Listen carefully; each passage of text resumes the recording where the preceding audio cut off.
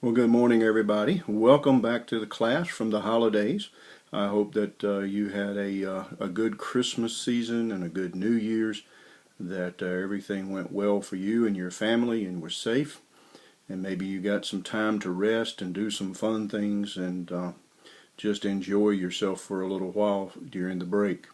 I do want to wish you a happy new year and wish you the best in your academic endeavors and whatever else that you're trying to accomplish this year. Stick with the program. I know that a lot of times this stuff is hard and you're juggling a lot of balls and trying to keep up with a lot of things, but stick with it. In time it'll be done and you'll be much happier that you've achieved your academic goal. So keep up the good work.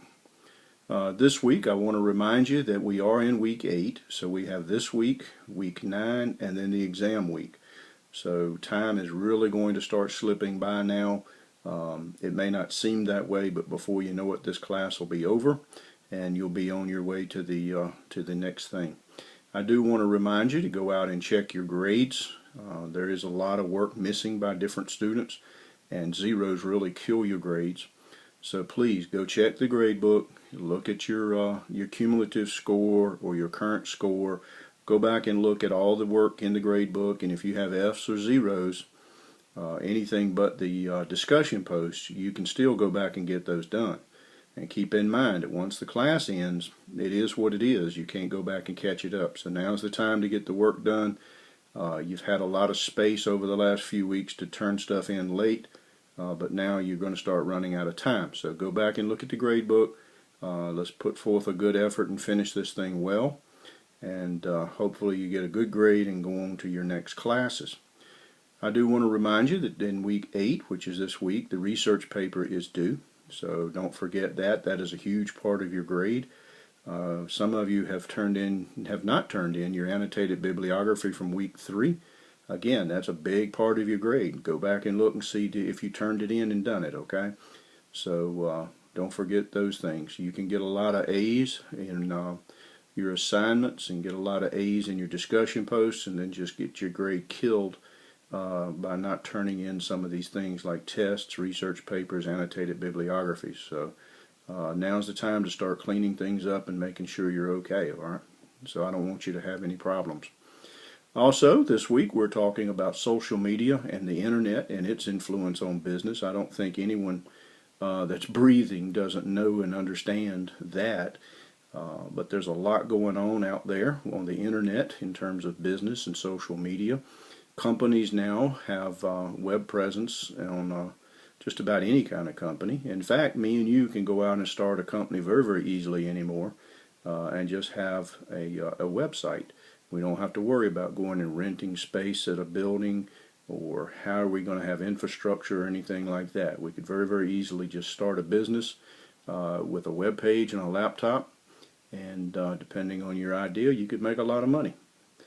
Major organizations have web presence, which we know. We typically hear of Facebook and Amazon and Barnes and Noble and people like that, but all these companies now pay a lot of attention to what's going on the internet, either to sell their goods and services or to see what people are talking about out there about them.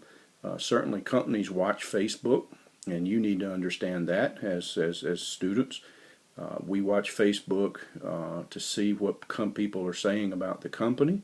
And then likewise, if you're looking for a job, it's not unusual for the HR people or whoever's doing the hiring to go out at Facebook and look to see the kind of person you might be on Facebook.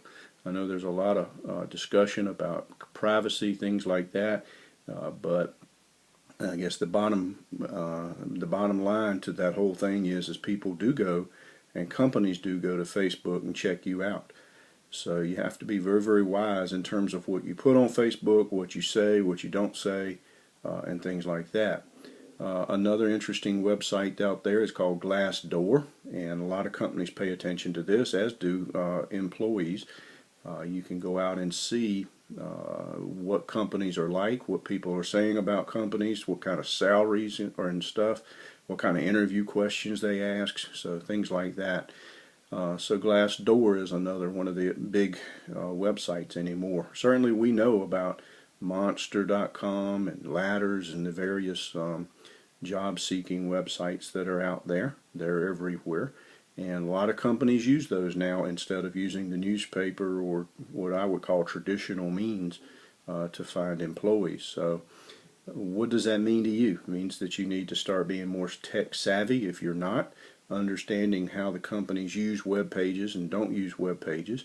And even when you're out job searching, understanding that how you build your resume, and for an example, keywords are very, very important in resumes anymore, especially with the online process that people use.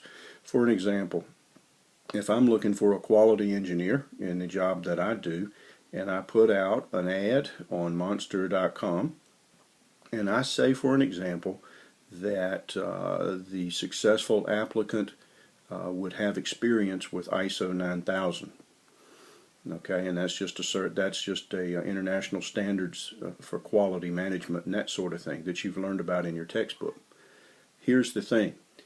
I'm going to look at your resume, and if I don't see ISO 9000, I'm not going to look at it, right? And that's true.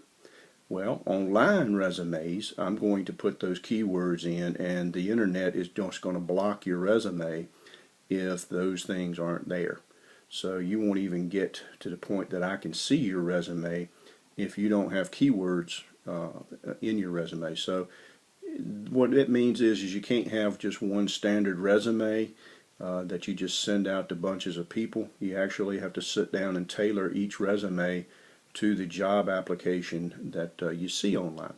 So there's a lot going on in that whole world of social media and businesses on the internet and stuff. That's what we'll be talking about this week. I hope you have a good week. If you got any questions, let me know.